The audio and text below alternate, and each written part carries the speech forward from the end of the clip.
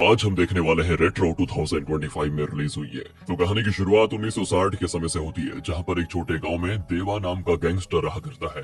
एक दिन देवा के गोडाउन में कुछ बदमाश चोरी करने के लिए आ जाते हैं और गोडाउन में रह रहे एक गरीब आदमी की भी हत्या करके चले जाते हैं। बेचारा उस समय गोडाउन में मौजूद था। वो उसकी खबर जैसे देवा को लगती है, वो तुरंत गोडाउन आ जाता है, जहाँ उसको उस आदमी की लाश मिलती है और वहीं पर उसका एक छोटा सा बच्चा भी मौजूद होता है, करीब 2-3 साल का। उस बच्चे को क्या ही खबर थी कि उसके पिता तो मर चुके हैं। तो देवा अपने साथियों से कहता है, इस बच्चे को चर्च के बाहर फेंकवा दो, कोई उठा लेगा इसको।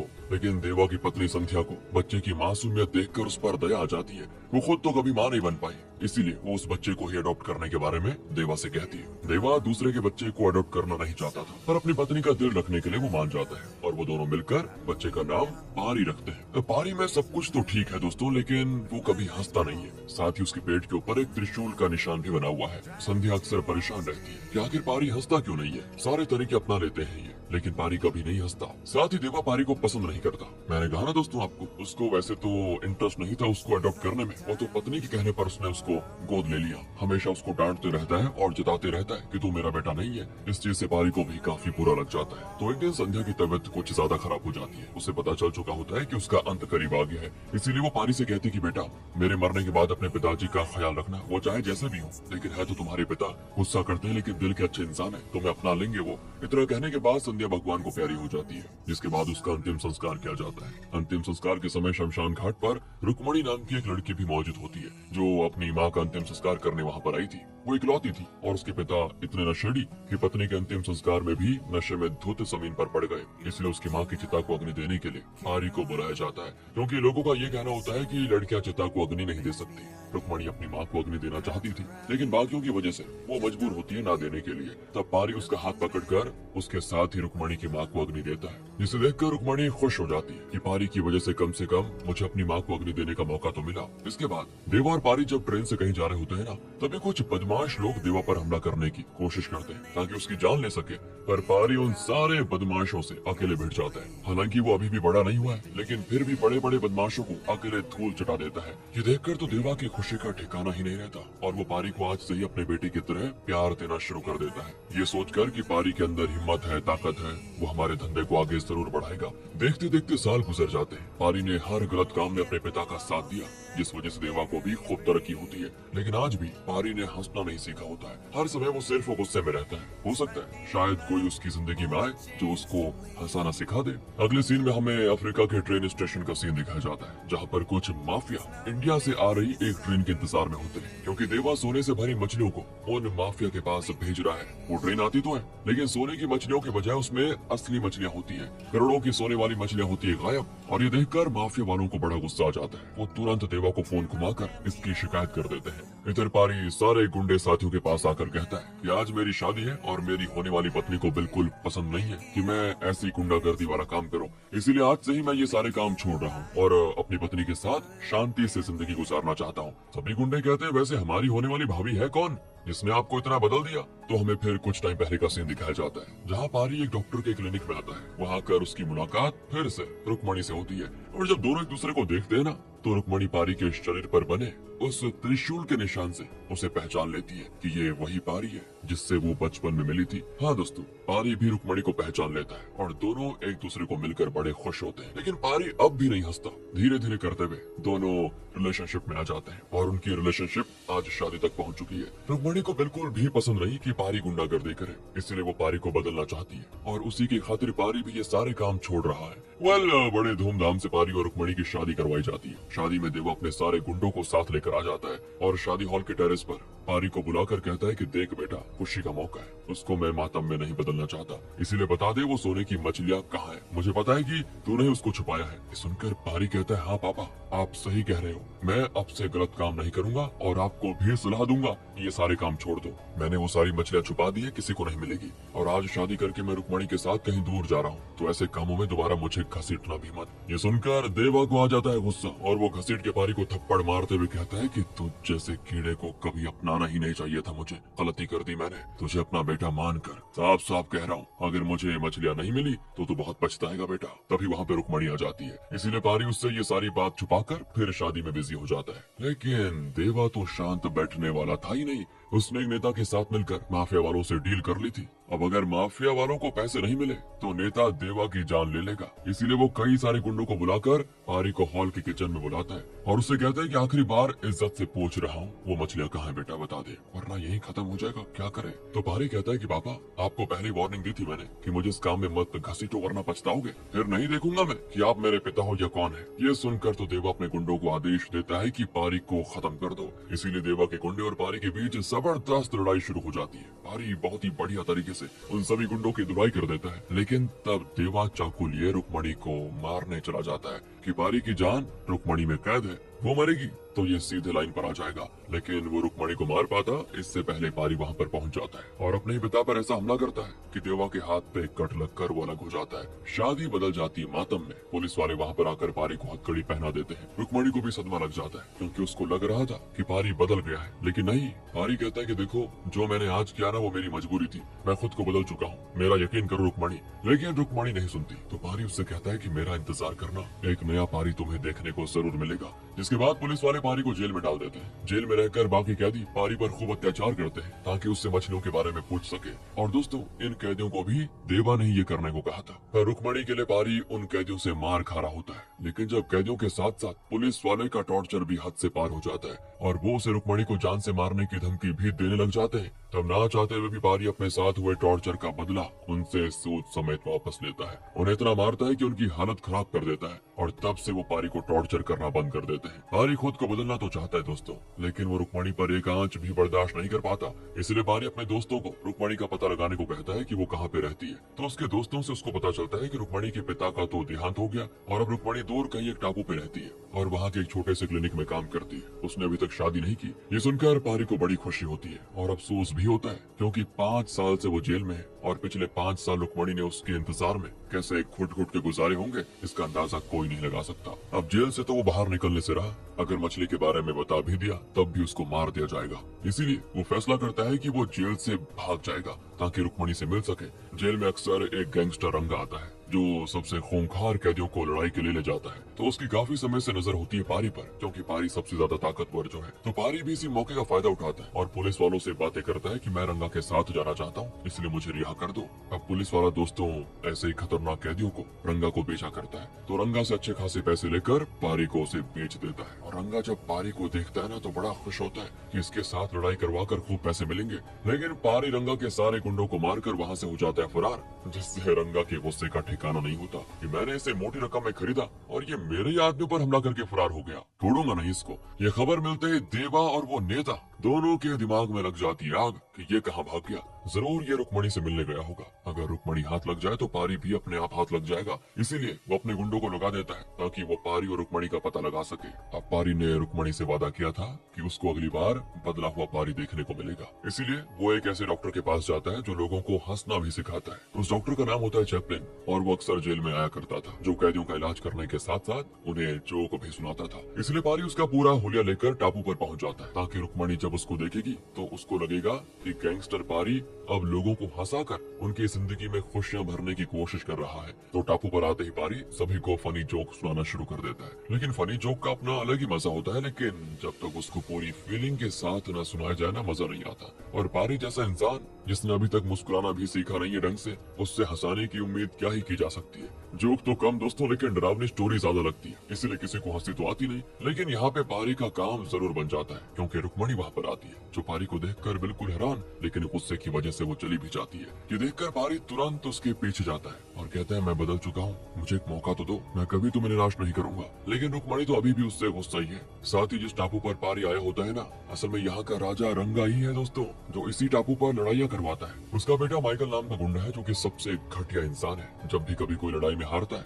माइकल उस इंसान को मगरमच्छ को खिला देता है। अब अगली सीन में एक आदमी एक खूबसूरत हिरन को जान से मार देता है। ये देखकर रुक्मणी उसको खूब डांट भी लगाती है और उल्टा वो आदमी रुक्मणी को ही भड़क जाता है। उसी समय पारी भी वहाँ पर खड़ा होता है। उसको तो बहुत ज्यादा गुस्सा आता है कि वो उस आदमी की जान ले ले, लेकिन उसने कहा ना कि वो बदल गया है, इसीलिए रुक्मणी की नजर में अच्छा बनने के लिए वो मामले को शांति से खत्म करवा देता है। पर फिर रुक्मणी के जाते ही ना दोस्तों, पारी उस बंदे के अड्डे पर जाकर उन सभी को बहुत मारता है ताकि कोई भी आइंदा रुक्मणी के सामने आंख उठाकर भी न देख पाए। ये बात वो सारे गुंडे अपने बॉस को बता देते हैं, जो कि असल में रंगा ही है। और रंगा को पता चल जाता है कि पारी तो भागकर मेरे ही टापू पर आ गया और इतनी शांति से यहाँ रह भी रहा है। वो इसकी खबर देवा को भी दे देता है, क्योंकि देवा को पता चल चुका था कि रंगा ने पारी को खरीदा है। अब देवा उससे कहता है कि पारी का जो करना है करो, मुझे उससे कोई मतलब नहीं, लेकिन मैं उससे सिर्फ एक चीज का जवाब चाहता हूँ, जवाब जानने से पहले उसको कुछ मत करना। लेकिन रंगा भी अपने बेटे के सामने कुछ नहीं कर सकता था, क्योंकि माइकल ही टापू पर लड़ाइयाँ करवाता है। वो लड़ाई के लिए 2 टीम बनाता है और जो टीम हारती है उस टीम के सबसे कमजोर खिलाड़ी को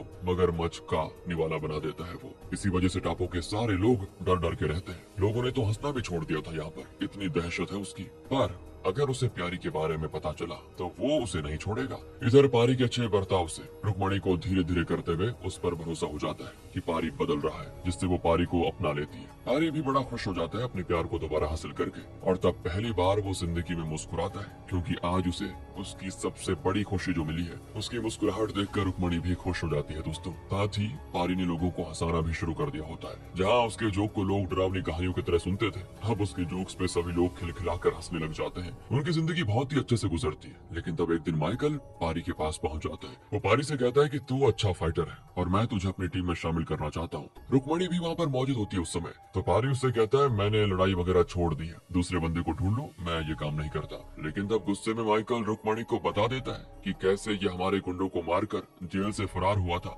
ये कभी नहीं बदल सकता रुक्मणी, क्योंकि लड़ना तो उसके खून में मौजूद है। ये सुनकर रुक्मणी का फिर दिल टूट जाता है। उसने दूसरा मौका दिया था पारी को, लेकिन दूसरी बार भी पारी ने उसको धोखा दे दिया। पारी समझाता है कि देखो मैंने जो भी किया वो मजबूरी में किया, बिना मतलब के किसी को नहीं मारा मैंने, प्लीज माफ कर दो। लेकिन अब रुक्मणी इसके लिए तैयार नहीं होती। इस चीज से पारी का दिमाग घूम जाता है। जितना अभी तक उसने खुद को रोका था ना, सारा कंट्रोल खत्म हो जाता है। तो वो सीधे माइकल के पास आकर उसके सभी साथियों को बुरी तरह से मारता है, जो देखकर रुक्मणी को यकीन हो जाता है कि नहीं, ये कभी नहीं सुधरेगा। इसीलिए वो उसको हमेशा हमेशा के लिए छोड़ देती है। पारी की टेंशन का फायदा उठाकर माइकल उससे कहता है कि तू भी मेरी तरह फाइटर ही है, आजा मेरे सर्कल में आजा, मौज करेगा। इस वजह से पारी मान जाता है और वो भी एक फाइटर बन जाता है दोस्तों। तो जब टीम की लड़ाई होती है ना, तो पारी रुक्मणी का गुस्सा उतारते हुए अकेले पूरी टीम को ही हरा देता है, यानी कि वो पहले से अब और ज्यादा खतरनाक हो गया है। अब अगले सीन में देवा पारी के पास आता है, जिसने रुक्मणी का अपहरण कर लिया था। वो पारी से कहता है कि बता वो सोने की मछलियाँ कहाँ रखी हुई है, वरना रुक्मणी जिंदा नहीं बचेगी इस बार। पारी कहता है मैं बताऊंगा ही नहीं,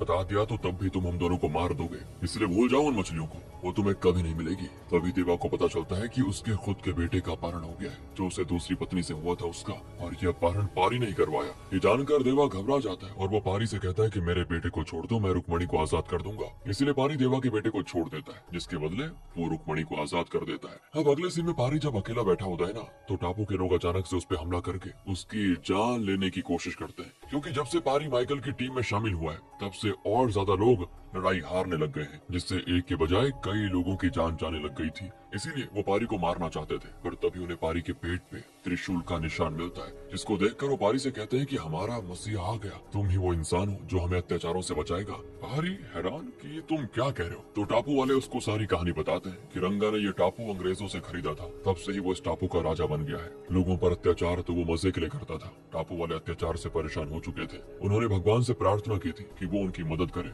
तब एक पंडित जी के अंदर खुद भगवान आए, जिससे पंडित जी ने ये भविष्यवाणी की इस टापू पर एक ऐसा बच्चा जन्म लेगा जिसके पेट पे त्रिशूल बना होगा, वही गांव वालों को अत्याचार से बचाएगा और बुराई का नाश करेगा। रंगा को जब इसके बारे में पता चला तो उसने गांव में हर पैदा होने वाले बच्चे पर नजर रखना शुरू कर दिया, ताकि त्रिशूल वाले बच्चे को मार सके। उसे जिस भी बच्चे पर शक होता उसे मगरमच्छ का खाना बना देता। एक दिन एक महिला को 2 जुड़वा बच्चे हुए, जिसमें एक त्रिशूल वाला बच्चा भी था। टापू वालों ने तुरंत एक महिला की मदद से उस बच्चे को टापू से दूर भेज दिया, ताकि रंगा उसको मार न सके। और जब बच्चा बड़ा होगा तो वो खुद ही भविष्यवाणी के हिसाब से हमें बचाने आ जाएगा। तो तुम ही वो बच्चे हो जिसे हमने टापू से दूर भेजा था, भगवान ने तुम्हें यहाँ भेज दिया है हमारी रक्षा करने के लिए। ये जानकर पारी हैरान। उसको ये भी पता चलता है कि जो आदमी उसको टापू से दूर ले गया था वो उसका पिता नहीं था, बल्कि पारी के माता पिता तो अब भी इस टापू पे रहते हैं। इसलिए पारी अपने असली माता पिता से मिलने जाता है, जो पारी को देखकर एकदम से खुश और फिर पारी सभी को यकीन दिलाता है कि मैं आप लोगों पे अत्याचार खत्म करूंगा। मुझे मेरी जिंदगी का मकसद पता नहीं था और आप लोगों ने मुझे मेरे मकसद से मुझे मिलवाया,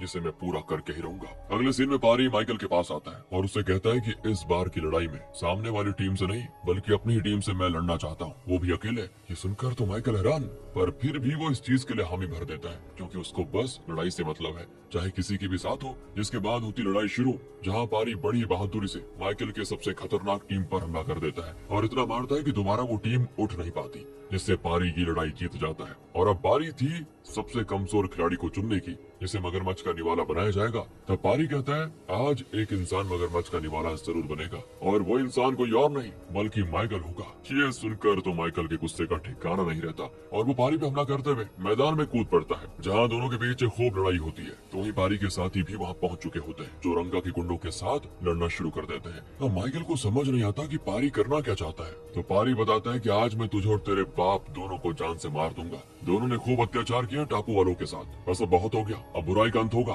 तो माइकल पारी से लड़ने की और कोशिश करता है, पर मानो पारी पर खून सवार हो, वो माइकल को मार मार कर उसकी हालत बिल्कुल खराब कर देता है और उसे भी बाकियों की तरह मगरमच्छ का खाना बनाने के लिए रस्सी से लटका देता है, जैसा कि वो बाकी टापू वालों के साथ किया करता था। इसके बाद पारी रंगा को मारने उसके महल की ओर बढ़ने लगता है। रंगा को जैसे ही माइकल के बारे में पता चलता है, वो घबरा जाता है पूरी तरह। उसे पारी की आंखों में उसकी मौत साफ दिखाई देती है, इसीलिए रंगा दर्दनाक मौत मरने से बेहतर खुद को गोली मार कर खत्म कर देता है ताकि पारी उसको न मार सके। बड़ा ही डरपोक है यार ये। इस तरह टापू से सारे बुरे लोगों का खात्मा हो चुका था, जिससे टापू पर खुशी की लहर दौड़ पड़ती है। न जाने कितने सालों के बाद ये गांव वाले आज इतने हंसे, और वो भी पारी की वजह से। इस चीज को देखकर रुक्मणी भी खुश हो जाती है और जैसा पारी है उसको उसी हालात में एक्सेप्ट कर लेती है। पारी की भी खुशी का ठिकाना नहीं था। यहाँ तो सारे खुश थे दोस्तों, लेकिन वहाँ देवा अभी भी अपनी मछलियों के लिए पागल था। उसे कैसे भी करके वो मछलियां चाहिए थी, इसलिए वो टापू पर आकर सबसे पहले माइकल को रस्सी से आजाद करता है, क्योंकि माइकल को पता होगा कि पारी कहाँ रहता है। इसके बाद देवा अपने सारे साथियों को बड़ी बड़ी गन देकर टापू के चारों ओर फैला देता है, ताकि टापू वालों को तड़पा तड़पा कर पारी से मछलियों के बारे में पूछ सके।